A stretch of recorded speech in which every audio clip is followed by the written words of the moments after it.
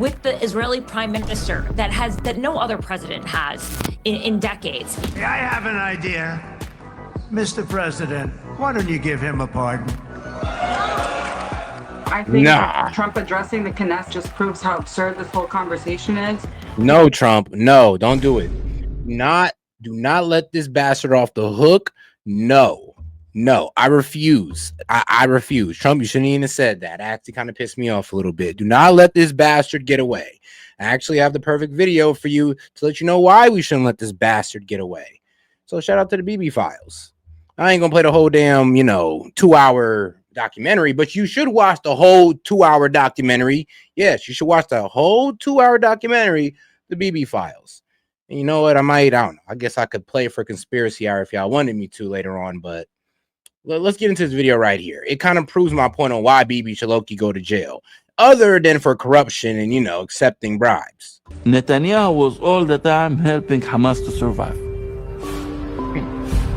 Helping them. At the same time that he was under investigation, he arranged for Hamas to receive $35 million every month from Qatar. Netanyahu can't give them money by himself. Israel will not give money to the Hamas. You cannot even transfer this money through banks, because even the banks don't want to cooperate. So you, the Israeli Prime Minister, needs to beg this small and very rich country, Qatar. Yes, the same one that we bombed, that we like to say who supports Hamas, even though they supported Hamas with the funds that Bibi Netanyahu gave them, and that now we bombed them for holding any type of diplomacy for, which is crazy. But yes, Qatar. To beg this small and very rich country, Qatar, to give money to our enemy. These suitcases of money was given to Hamas under the request of Benjamin Netanyahu personally. And because the Qatarians knew him from the beginning, they were asking him to send them his requests in writing. Bruh, in writing. He signed on the dotted lines to send Hamas money. Because they knew that he's going to lie in the future. He allowed more than $1 billion to be transferred to the hands of the Hamas because he believed that he can control the level of hatred. It's nonsense. He cannot control the flames. אדוני ראש הממשלה, מה דווקא על הכנסת הכסף הקטן לעזה, אם זה מסייע בהרגעת הרוחות ברצועה? אני עושה מה שאני יכול, בתיאום עם גורמי הביטחון, להחזיר את השקט ליישובי. I mean, arming or supplying a terrorist organization that hates you guys with billions, well, not billions, but with millions of dollars is crazy. דרום ותהליך, ולכל צעד יוצא מן הכלל יש מחיר. כשאתה נוקט צעדים של מנהיגות, תמיד יש מחיר. אם אתה לא יכול לשאת במחיר, אתה לא יכול להאמין. ואני יודע לשאת במחיר. I mean, you didn't handle that price so well. I mean, October 7th was not handled well at all. But all right, guys, let's get right back to it. He bragged about moving the U.S. embassy to Jerusalem. He rewarded Israel's illegal annexation. He praised Miriam Edelstein while also calling her Israel. Couldn't let him get away with it. I'm sorry. The MAGA base is increasingly anti-Israel. We see that with Tucker Carlson, with Candace Owens, and others. What's that about? Well, let me correct you on that. I don't think it's anti-Israel. A lot of it's anti-Semitic. Bro. I mean, people are losing their minds. We're talking about giving the Nobel Peace Prize, hopefully, to a guy who is declaring war on his own cities. Destiny, you won. You have Trump derangement syndrome. Congratulations. So are you suggesting that you would allow trans athletes to compete in women's sport in the Olympics if you were governor? Look, everyone is competing in a sport and they come with abilities, and perhaps there could be, kind of a different league for them. I think we may just have seen another California Democrat candidate torpedo their campaign for governor. I mean, extraordinary. President Trump's historic role in ending the Hamas war has drawn plaudits from even his most embittered opponents. Hillary Clinton commended Trump for brokering peace, while President Obama was roundly criticized for failing to mention him in his long statement. Politics is turbulent and, above all, fickle. history won't really have much to say about the daily squabbles we spend so much energy debating. It will, however, vividly remember the remarkable scenes of the past few days in Israel and what may prove, and it's a big may, to be the biggest deal of Trump's life. So is it time for Trump's harshest critics to recognize that even their least favorite president, if not human being, is capable of doing some good things? Is mutually lauding Netanyahu a good look, including among the MAGA base? And does Trump deserve the Nobel Peace Prize? Joining me to do the debate on this is from the Office Tatum podcast, Officer Tatum, TV personality Emily Austin, host of the Tara Palmieri show, Tara Palmieri, and Nadine Kizwani, the activist in the Within Our Lifetime protest group. And here in the studio, making his debut in my studio here in London, is the streamer Destiny. Destiny, welcome to you. And welcome to all my guests joining remotely. Well, Destiny, let me start with you, given you're here. I was watching it from early this morning, and it's very hard not to get caught up in the euphoria of the hostages being released, the families, their joy, on the Palestinian side, an end to the bombing, certainly for now, the return of thousands of prisoners from Israeli jails and so on. You know, it was a day of great celebration. Did you feel celebratory today? I mean, it's always good when war ends. It's good when conflict ends. It's good when hostages are brought home. I think regardless of how that came about, I think it's always a good thing to celebrate. What's the downside for you? Well, I mean, it depends on what part we're talking about. I think that, you know, if you're looking for some kind of comprehensive peace between Israel and Palestine, this deal doesn't even come close to it. Remember, this is the second time the president has told us there will be peace in the Middle East. The first time was the Abraham Accords, and clearly that didn't work. So, yeah, Trump is really good at putting together these plans that are not plans at all. They're just like backbones of plans. But when you say it didn't work, come on now, bro. I mean, it stood. You mentioned the Abraham Accords, and that didn't even go all the way through. So what are you even talking about, dog? It's like, if you're gonna have that criticism, have it for everybody, even Bill Clinton and Jimmy Carter. It stood with the countries that signed up to the Abraham Accords. You know, they have had a good working relationship with Israel. As a consequence of that, Saudi Arabia has indicated it would like to join them, but it can't when this war was raging, understandably. They're looking to expand the Abraham Accords. The amount of unity from Arab countries and Muslim countries like Turkey to this peace plan has been pretty unanimous in the region. So I'm not quite sure if this plan is unworkable, what would have been a better plan?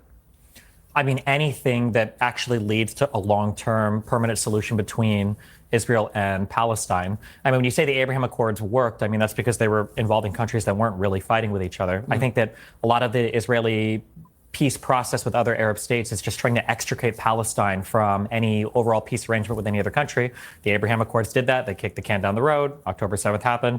It was just like the second intifada after the failures of Oslo 1 and 2. And now we're getting a deal that kind of looks like an Oslo 3 peace framework where it's a bunch of vague stuff. Nobody really knows what it means. And basically Israel has like infinite reign to kind of like play with it how they want. Like, what does it mean to de-radicalize the Palestinian Authority or de-radicalize the Gaza Strip? You know, who knows?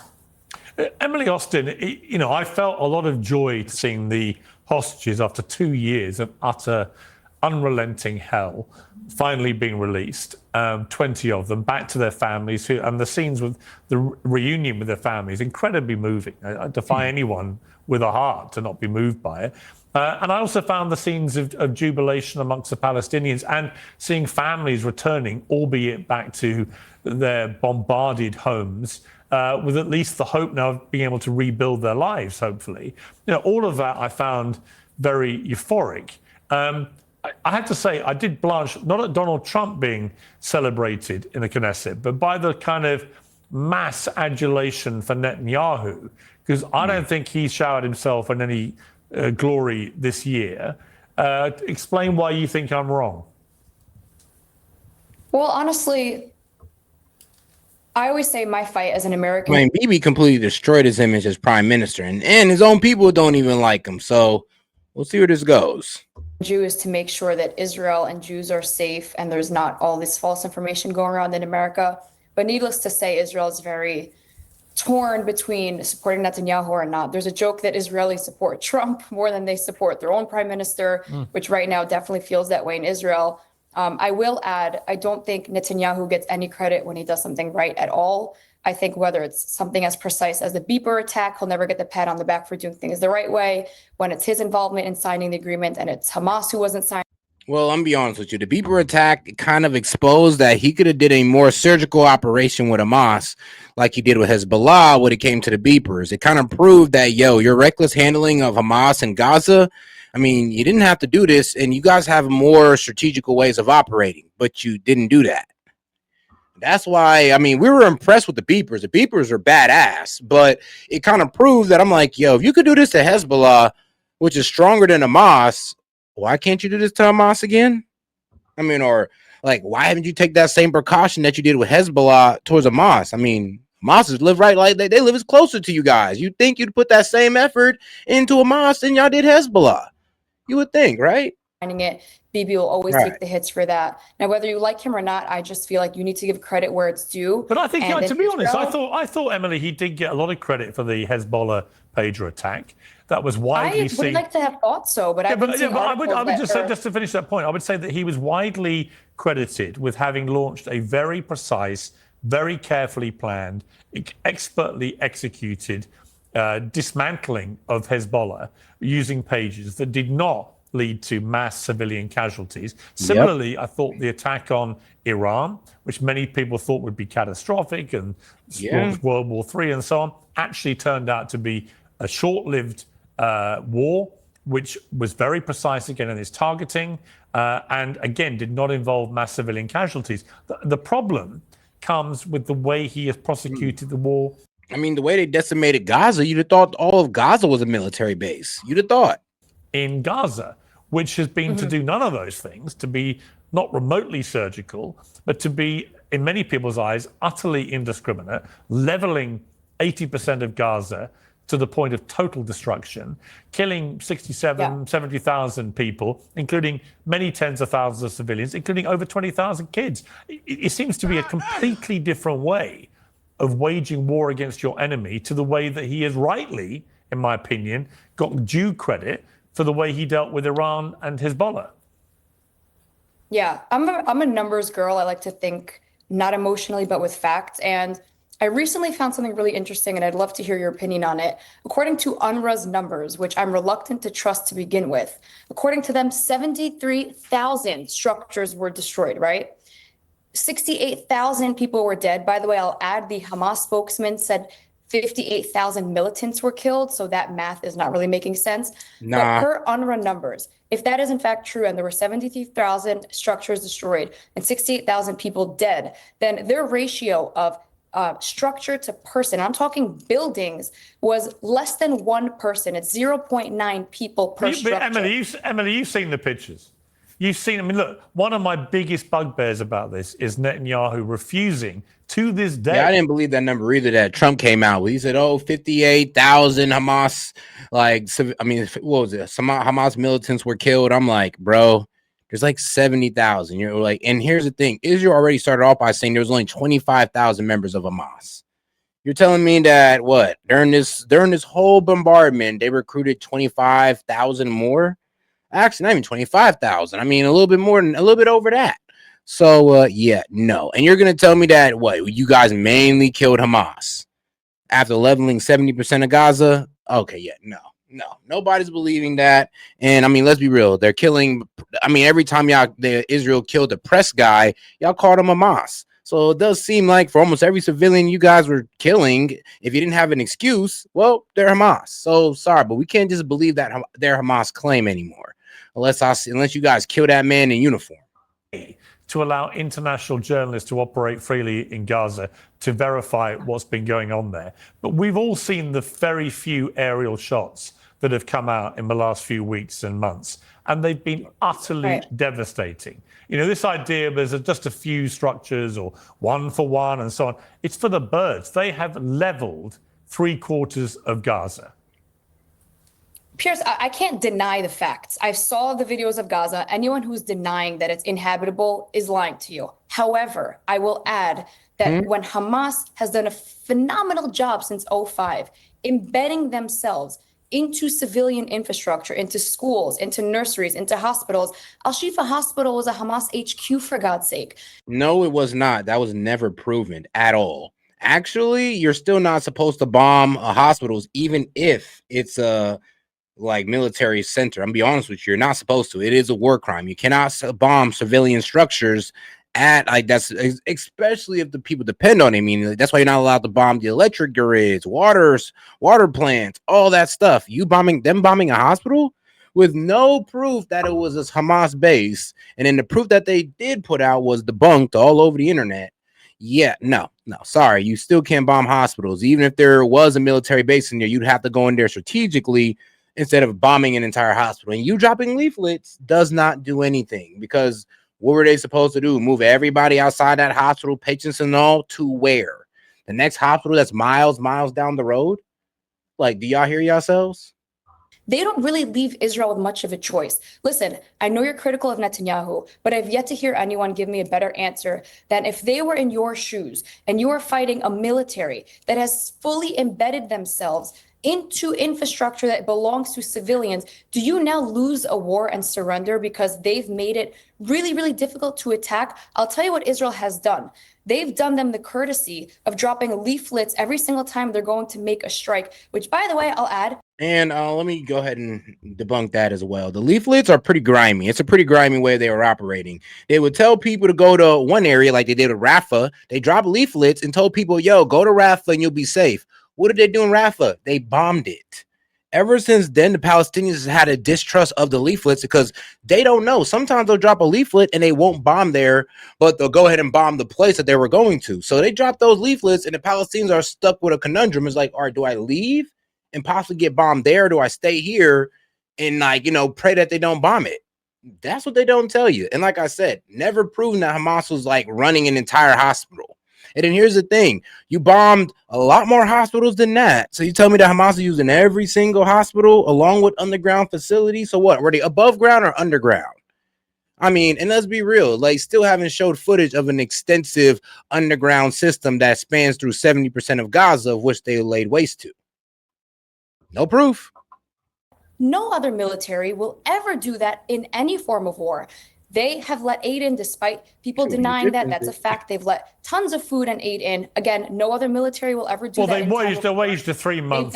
Well, hang on. They waged a 3-month illegal blockade of food and aid in February this year, which was a breach of all conventions, and is, in my opinion, was a war crime. I mean, I think a lot of stuff. I mean, bombing hospitals is a war crime. I mean, trying to cause starvation, war crime.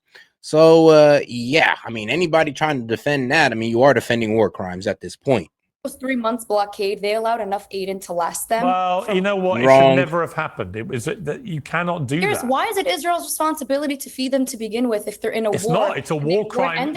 It's a war crime to have a blockade. Yeah, that's the point. No. You don't got to feed them, but you're not allowed to block assistance to them, which you were doing. You were blocking assistance, and not military assistance. You were blocking food assistance to the civilians. So pretty much you put the entire people of Palestine or people of Gaza under a collective punishment. That's why it's a war crime. 7th was a war crime too. Yes, it was. Yes, but you won't get any. But Emily, you won't get any argument from me. Oh God, I hate how they mention other war crimes and they're acting like we're defending those. We're not. We're letting we condemn those too. That's why we're condemning you guys, because we're being consistent. I've always said that Hamas are a despicable terror group who committed one of the worst atrocities of modern times, and they can have no role in Gaza going forward. It's not just how the news is told, but what's left. Agreed, though. I do not believe that any member of Hamas should be trying to lead Gaza going forward, because, well, we might just end up at the same damn spot. Most likely. All right, let's get past this right here. Did I go too far past it? Whoops, my bad, guys. My bad. Page on a higher level. It's incumbent.com/Piers. It is incumbent on the only democracy in the region to actually behave at a higher level. And I've always taken issue with Israel's claim that they behaved on a somebody said, well, bombing a hospital isn't necessary. Yes, it is a war crime. Like, though, y'all need to look up the Geneva Convention. that Israel signed under that states what a war crimes are, because you cannot do that. You can't bomb hospitals, schools, electrical facilities, water facilities. You can't bomb those because the people need those. You're supposed to attack military sites only and try to keep civilian casualties to a minimum, not just start going on a reckless bombardment of the entire area. Moral plinth to any They most definitely standing have. I'm army. sorry. I just, I disagree with you. Well, the best way to prove it is to let the journalists in. It's very easy to make all sorts of claims. Bro. See, now y'all playing that idiotic game of, well, you're trying to say Hamas can't do war crimes? Yeah, they took hostages. Yes, that's basically a war crime. Like, bro, you went in there and you took hostages. They killed civilians. Nobody's saying Hamas didn't commit a war crime. We're just being consistent. If we're gonna sit there and get mad at Hamas for killing civilians, so did the IDF. Like, if we're gonna sit here and get mad at Hamas for going into people's homes and blowing it up or killing people, so did the IDF. So I'm just being consistent. Have died in Gaza Y'all over here because picking when favorite. they're going to announce that they're striking and Hamas is not going to allow people to flee, Hamas would have given the journalists the courtesy of fleeing. Emily, that's not the concern of the Israeli government. Actually, there was a lot of pressing around Hamas. It said y'all killed them. I mean, y'all killed one guy. Y'all killed one Palestinian, media guy. You killed actually two of them, and then you called them Hamas, with no proof that they had any ties to Hamas. But the only proof that y'all had ties is that they interviewed Hamas. And I mean, as press in Palestine, you would think that's their job. I mean, shoot, we go out there and interview the cartel and crazy ass like gang leaders and all that. So why can't a Palestinian press guy, interview Hamas without being called Hamas? They're not concerned about the safety and welfare of journalists. It is down to the individual media companies who employ these journalists about their risk assessment. But the fact remains. Yeah, you should not be telling nobody that, oh, it's too dangerous in here. We can't bring media. No, you guys have no right to tell people that. It's up to CNN, ABC, News Network, Newsmax. They decide the threat level and they send their people in there. And when you guys block them, yeah, that's a problem. It kind of says that you're trying to paint a story and you're not willing to let nobody in here to prove that there's another side. And that's why nobody can trust Israeli media or any Israel talking head, because you guys won't let nobody else inside of Gaza to show the story or to have an opposing view or whatever. I mean, I think even Monty was trying to sit here and defend it, and trying to say, oh, well, why would they let in somebody who's going to give a bad opinion of them? Well, that's just how the press works. You let in everybody, no matter if they're going to give a good or bad opinion of you. That no journalists from CNN, from BBC, from Reuters, from AP, from any reputable news agencies are allowed into Gaza to report freely on what's happened. And until they are, the suspicion remains that they are up to stuff which they don't want the world to see. So we will see. I fear we're going to uncover a lot of very bad stuff. There's videos coming out of Gaza left and right. I think the safety of the journalists was their concern. Well, they've killed a record number of journalists on Palestinian journalists. So I don't think they actually. Unfortunately, Piers, in Gaza, they throw on a vest that says journalist. Yeah, but actually many of them and I mean, like, sis, you see how that's kind of crazy? It's like every time when they kill a journalist, oh, well, they just threw on a vest and are actually Hamas. Like, you're willing to make any excuse. Like, bro, if anybody believed that weak ass excuse, I'm sorry, but you're willing to believe anything bad about these people. So you're telling me a press guy. So that means we can't trust nobody that's press. I mean, you guys pretty much put a green light to kill anybody in press uniform or who in media uniform because, oh, they're Hamas, because Hamas likes to wear a press uniform. Y'all not being fair at that point, because that means you don't even have to prove that they're Hamas. You can just bomb them and say, well, Hamas likes to wear press. You can bomb a hospital, bomb a random ass house and be like, well, Hamas like to hide behind citizens with no proof. With no proof, man. No proof at all. We're just supposed to sit there and just take that one to the chin. Many of them were genuine journalists who were not members of Hamas, who were brutally killed. And that is an outrage. Are you aware Israel drops leaflets every time they're going to commit an airstrike and Hamas does not let them evacuate? No, Hamas lets them evacuate and y'all bombed that area that you tell them to evacuate to, just like y'all did with Rafah. What are you talking about? I mean, actually, y'all dropped leaflets and won't even bomb that area. Y'all bombed the area that you told them to go to. What are you guys talking about? Like I said, though, you guys won't hear this because they don't let in other media. Actually, it takes people that's talking on Twitter from Palestine to expose these guys. You won't hear about that because that's the only place that allowed everybody to speak is Twitter. I mean, TikTok is taking off all Palestinian voices, and they can't show themselves on YouTube because this imagery is too graphic. I mean, what are they to do? I mean, when like Israel controls the entire media and they're able to put a blanket over the situation and able to call anybody they kill Hamas, I mean, y'all damn near gave these guys the golden card to commit genocide and ethnic cleansing. You won't get me defending Hamas about any of this, but the idea that all the 200 all the 200 plus journalists had it coming because they were fake journalists is bullshit. I never said that. Well, no, that's what you did. You literally said that. All 200 of them they killed. Oh, you know, Hamas likes to put on a vest that says press on there. That you pretty much just made an excuse for all 200 of those journalists being killed.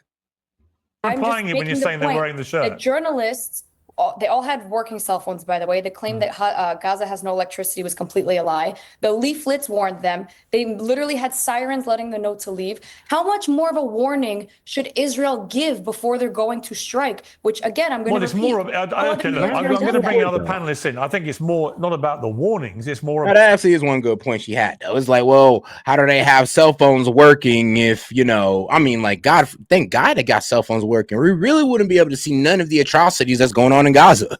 Like, we really wouldn't know anything. So thank God people got phones out there and they're able to get some type of charge. Because, I mean, out of the many hospitals that are in Gaza, I mean, what, only like 3 or 4 are standing? So, yeah, they got places they can go to charge a phone, but not all of them.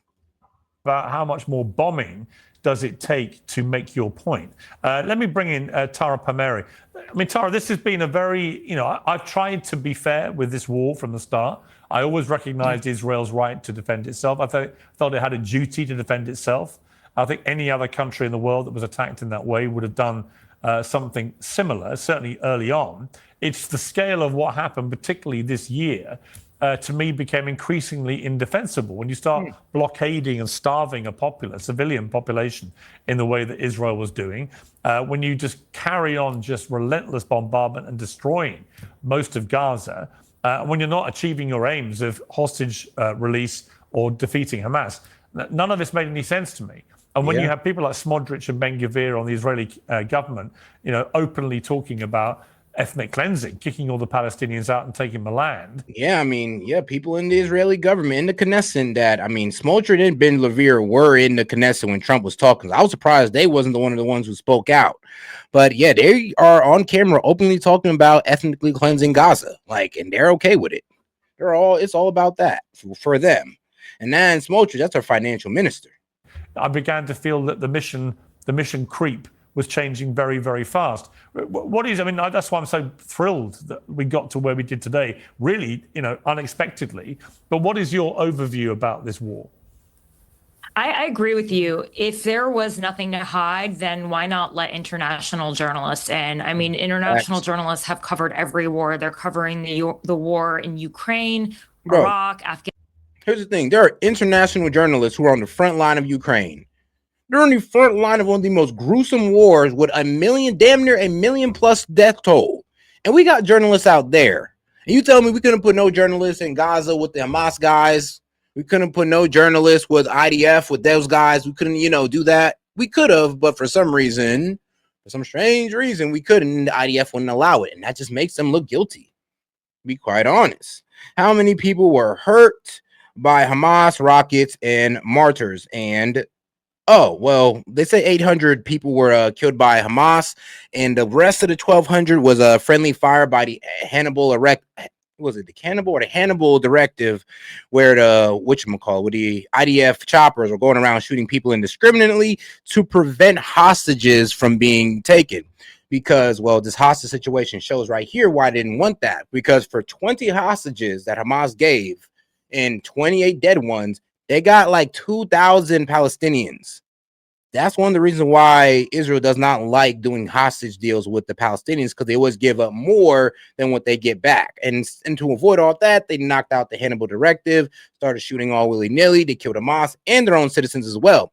I mean, if you go back to the footage of October 7th, you see the aftermath. Cars are melted. I mean, guys on paragliders can't do that. Man, but Apache helicopters can. So, yeah, there's your answer to that one. Afghanistan, they take risks, they die. but that is actually no. I mean, bro, the guys on camera have already stated that the Hannibal Directive did happen. They did initiate it on October 7th. I mean, there's guys saying it in Hebrew, not in English, but in Hebrew. way that people find out what is actually happening on the ground there. The fact that you couldn't get aid, the blockades, people traveling from Shout out Tristan Allen. Appreciate that super chat, my man. And appreciate the question. miles for days for just like chickpeas. I interviewed a father in Gaza that was traveling for days for that. It's just so inhumane that it's hard to even remember the start. Shout out Tristan Allen. The Russian war has way more than 1 million killed. Yeah, I'm pretty sure they do. I'll agree with you on that. I'm not sure for a fact, but so I just didn't want to say, oh, they got over 1 million killed, and I'm not sure about that. I've heard that there's been 1 million killed on Russia's side. I heard that there's like 400 to 500,000 on the Ukrainian side, but I hear your point on that one. Killed. I want you to speak the truth, man, because that guy has been in Gaza and has been in Ukraine. Wait, because that guy has been in Gaza and been in Ukraine. Which guy? Because what was it? I know there was a guy on Tucker Carlson who's even had footage of him hanging out with the Russian soldiers and pretty much letting them know that, yeah, I'm a journalist that works for a media company in America that's on the front lines in the Russian-Ukrainian war. So, I mean, why can't we do the same thing in Israel? And why are they blocking us? Isn't that a bit suspicious? I mean, it's kind of crazy how people are willing to take whatever they say, but they won't let no journalists in to get a second opinion or another perspective on the matter. So this is what makes Israel look guilty. And this is why every time they say Hamas, Hamas, Hamas, it's hard for me to believe them, because you won't let nobody else in but those who are already down with y'all agenda, who are already going to be Israeli shills. And I mean, like, I don't want to listen to Israeli shill. I want somebody who's at least on the fence about it, at least not a complete anti-Israel guy, but somebody who's even going there and give us a fair reporting, or go in there and show us what's going on. Like, yes, I do want an interview with Hamas guys. I do want an interview with the Palestinian people. I want to hear from them and not just Israeli spokesmen. What's wrong with that? I mean, I think that's seeking the truth when you listen to both sides and not just overly listen to one side. If that's the case, then you're just being propagandized. Part of the war, why this even started, which was an incredible aggression, horrible act of Hamas, just attacking Israel. He said, Matt Tardio. All right, Tardio. All right, I'll look him up. Brutally stealing hostages, I wonder if we're talking about the same person, and killing them. But then when you get into the atrocities against the Palestinian people and how many children have died, you've really lost the plot in so many ways. And then, there are some of these videos where you see Benjamin Netanyahu sort of like berating these creators that are pro Israel, and they're saying you really have to protect us more in the press. You have to be pushing our side more and more. You realize it's really become a propaganda game in a way, and Israel lost. I mean, the rest of the world is condemning them for war crimes. UN organizations saying it's a genocide. It's a wonderful day that the hostages have been returned. It's an amazing day. It's an amazing celebration. But I do think that, we can't look at Netanyahu as some sort of hero in all of this. No. We have to understand that this is a breaking point. But we could, I think. I mean, one of my biggest problems with the way, on both sides I've had this, right? So early on when I was defending Israel's right to defend itself, I had a lot of extremists on the Palestinian side saying I was a pro-Zionist monster and so on. And then this year, I've had I don't think you should be following that guy Matt Tardo, because we're talking about the same pro-Israeli influencer. So he's an Israel shill for sure. He's not biased at all. He's heavily leaned towards Israel, and he doesn't hang on the fence at all. And he's also called for the assassination of American journalist Jackson Hinkle, which Hinkle, I get it. Hinkle do be posting some like wild ass things, but to say he deserves to be assassinated is crazy. But yes, he is a pro-Israeli spokesman. I mean, he is also he is a U.S. veteran as well, though. So shout out to his service. But if you want me to listen to an Israeli shill, I mean, sure, why not? Like I said, I'll listen to both sides, but that means I'm gonna pop on Al Jazeera next. The complete reverse, where I've had very extreme Zionists who have come for me in big numbers. And Hamas is massacring Gazans right now. That is a lie. Actually, bro, I mean, let me show you something, G. Let me show you something. because a lot of people don't know. But no, actually, that was the IDF that killed Gazans. I mean, what was it, like this morning? It was this morning where the IDF actually shot Gazans, and I posted about it on my page. I think it came from Ground News, but let me make sure, see if I got the post right here. But no, that's actually a lie. Hamas is massacring Gazans right now. No. And they can't massacre them more than the IDF has. I mean, let's be honest. Like I said, dog, when you listen to only the Israel guys, I can see where you get this, because it's like, dog, like what you're saying, no. But here it is. Israel says it opened fired. Here it is. Israel says it opened fired on suspects in Gaza. Local authorities reported 6 killed. Israel's military said it opened fire on Tuesday to remove a threat posed by a suspect who approached its forces in the northern Gaza Strip. And health authorities in the enclave said at least 6 Palestinians has been killed by Israeli fire. The military said that the suspects has crossed a border for an initial Israeli pullback under a U.S. brokered ceasefire plan in violation of the deal. This happened about, I posted this immediately, so it happened about 2 hours ago. And of course, you can find us on the left, center, and right. But shout out to my guys at Ground News. So I can get you the exact article if you want me to. But yeah, the only people that are continuously massacring Palestinians and Gazans is the IDF. I mean, they're still doing it like right now, bro. So like I said, but every time they kill Palestinians, they'll go ahead and give you guys a propaganda of, oh, it's Hamas, it's Hamas. No, it's the IDF. It's the IDF. His X tab is anger tab. I mean, why not? I mean, shoot, I'll go look at his X. I don't mind listening to, pro-Israeli guys. Like, I'm not saying not everything they say is a lie. But I mean, honestly, when it comes to what's going on in Gaza, most of it is just straight up propaganda, and they're just only trying to frame the Palestinians as straight out terrorists. I mean, it started from, oh, it's just Hamas, it's just Hamas. Now it's all Palestinians. And I've seen the message change happen so smooth, but a lot of people don't notice it. They just did it so smooth. All right, shout out Tristan. He says, okay, LOL, damn, dude, they killed males pushing the DMZ zone after being told to move back. Wow. I mean, they've been killing Palestinians like that in the same order for about 2 years. That's why we're at like 60K plus. But wow. I mean, hey, man. Hey, I mean, here's the thing, dog. You can't have this lack of care for Palestinian life and then get mad if somebody does the same thing to Israelis. So I hope you're able to be consistent, because if I said, oh, wow, they just came over and killed a bunch of soldiers, those are fair game, bro. Wow. You would be offended, and rightfully so. Debate Matt Tardo. Okay, I would debate Matt. It would be an easy win because all he's going off is Israeli propaganda. It would be an easy win. Actually, tell Matt to debate Dave Smith. How about that? Because it doesn't seem like nobody can beat Dave Smith. I mean, Andrew Hammer, Laura Loomer, they all got destroyed by Dave Smith. So how about this? Why don't you get in touch with your boy Matt? Tell him to get in touch with Dave Smith. And if he can beat Dave Smith, I'll concede. I'll be like, all right. You beat the top guy damn near. Dave Smith or Scott Horton, one of those two. You could beat one of those two guys, okay. But honestly, every Israeli spokesman is getting completely grilled and roasted on Piers Morgan and all over media. It's like y'all can't win a debate. Because I'm be real with you, it's really hard to win a debate on this because y'all blocked out media. It's really hard to win a debate because there's all types of evidence of IDF misconduct. It's really hard to win. I'm be real with you. I mean, y'all should have let in those journalists instead of having fear of being judged for what y'all doing in Gaza. And not you, Tristan, but I'm talking about, well, the Bibi Netanyahu regime. And their tactic has been to brand any criticism of Netanyahu or his government, which some of whom are absolute headbangers like Ben-Gvir and Smotrich, that if you criticize them at all, you must be anti-Semitic. You must hate Jewish people. As a Jew, I want to say that's foolish. Yeah. I don't correlate criticism with anti-Semitism. I just want to make that very clear. I know you would never do that, but I'm sure you've seen it, Emily. It's been a really insidious thing to have to experience because I have never had anything. See, and it's arguments like this why y'all get cooked. It's like you can't sit here and pretend to give a shit when you ain't there.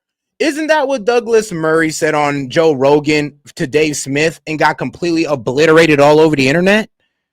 Like the man ain't shown his face since he got dominated by Dave Smith in that Joe Rogan debate. And he used the same exact argument that you did. Well, you ain't never been there.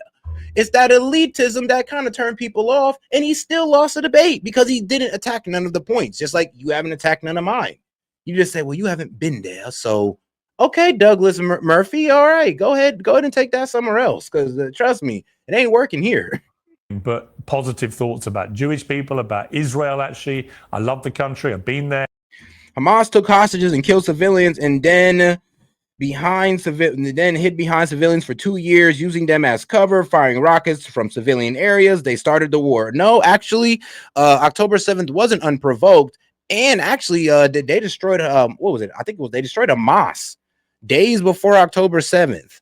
Actually, if you look up 2023 and all the conflicts that were going on, bro, the IDF and Israel, bro, the Israeli government was, I ain't gonna lie, they was low-key giving Palestinians work or killing them before October 7th. So you can't even sit there and say October 7th was unprovoked. I'm sorry, you can't sit there and say that. Yes, it's wrong for them to kill people. It's wrong for them to take hostages.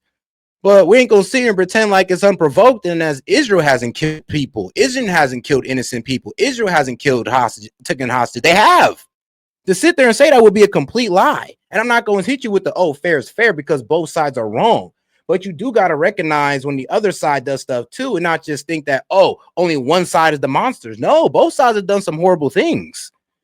And hid behind civilian for 2 years. I mean, when Iran was over there striking military targets, where were they at?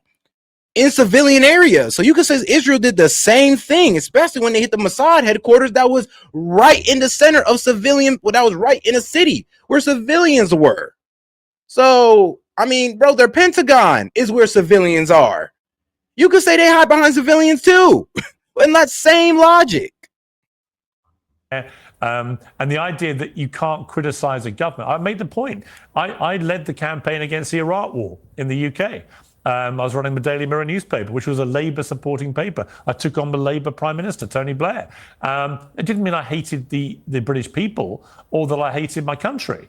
It just meant I hated what my government was doing in my name. So this kind of thing that you must be a Jew hater if you criticise Netanyahu, I found disgusting. Brandon, let me bring you in here. There's been an interesting split in Trump's support. The base, seems to me, the MAGA base is increasingly anti-Israel. We see that with Tucker Carlson, with Candace Owens and others. Others are very much pro-Israel, but there's a real split there. What's that about? Well, let me correct you on that. I don't think it's anti-Israel. A lot of it's anti-Semitic. I mean, people are losing their minds. And I almost had a stroke. Oh, shout out. I already know what they would do. Shout out old Slayer TTV. He says the Mexican cartels came into Texas and killed a bunch of people and took hostages back into Mexico. What do you think America would do? We would strike them surgically. We wouldn't sit there and destroy Mexico City over the cartel. We wouldn't sit there and destroy an entire city in Mexico, an entire region in Mexico, because a cartel took a couple hostages. We wouldn't sit there and bombard and destroy 70% of Mexico over hostages. We would go in there, surgically strike them, figure out where their base is at, whatever is at. We'll either put boots on the ground or we'll do airstrikes on that Pacific base. But you will not catch us out here destroying hospitals in Mexico. You won't catch us out here destroying hospitals. You won't catch us out here destroying homes. So that whole argument is thrown out the window, my friend. Listening to the capitulation to the foolery in Gaza and Israel. I mean, bro, give our American servicemen more credit than that. Israel don't owe them anything. Why are we confused about this? They came over and they slaughtered all these people. They took people hostage. They don't owe them nothing. They could starve them to death if they wanted to. That's their decision, in my personal opinion, because they're reasonable. They send out leaflets and the lies about the media. They don't allow journalists in. Where's all this propaganda coming from? They don't allow them I see videos of kids. I see buildings coming down. Where's all this coming from? Dog, if it was my family, I wouldn't be singing a different tune, because I wouldn't want the killing of innocent Mexicans on my conscience because certain members of my family got taken. I mean, I get it. I'd be sad, but I don't want innocent civilians dying over that. Like, bro, what is wrong with you guys? Don't allow it. It is, look. Well, listen, but bro, y'all doing y'all hardest, like mental gymnastics. Y'all doing some Mon Biles level mental gymnastics to make ethnic cleansing and killing of children seem right. Like, actually, the killing of innocent civilians and children, y'all are doing the most mental gymnastics to make it right. I just want to let y'all know that. I just want to let y'all know that right now. A couple of hostages after massacring 1,200 people. Well, remember, not all of them. Remember, y'all killed your own. Israel killed their own with the Hannibal Directive. So we could say 800 because y'all definitely killed your own. Let's not forget that. It is actually a fact they don't allow journalists in. No, but unless you are a friendly journalist. And yeah, if there was 1,200 people killed in America, bro, we wouldn't sit there and start bombing innocent women and children. Like, what are y'all? Y'all don't even make sense saying that. Like, come on now. Even if especially if it was Mexico, of all people, Mexico.